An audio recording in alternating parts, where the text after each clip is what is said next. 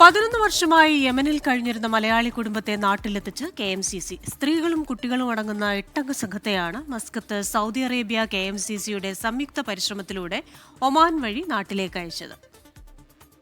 തൊഴിൽ കോൺട്രാക്ട് കഴിഞ്ഞിട്ടും നാട്ടിലേക്ക് മടങ്ങാനാകാതെ യമനിൽ കുടുങ്ങിയ 8-അംഗ സംഘത്തെയാണ് KMCC യമനിൽ നിന്നും ഒമാൻ വഴി നാട്ടിലേക്ക് അയച്ചത്.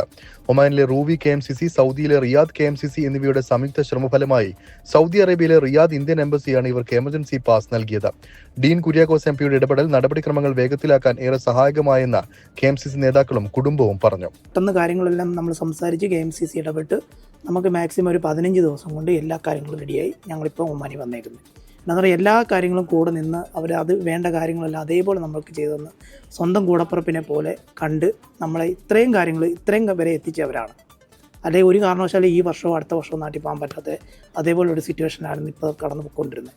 സൗദി KMCC പ്രവർത്തകരുടെ നിർദ്ദേശത്തെ തുടർന്ന് റിയാദ് KMCC നൽകിയ അപേക്ഷയിലാണ് അഞ്ജനയ്ക്കും കുഞ്ഞിനും റിയാദിലെ ഇന്ത്യൻ എംബസി എമർജൻസി പാസ്പോർട്ട് അനുവദിച്ച് നൽകിയത്.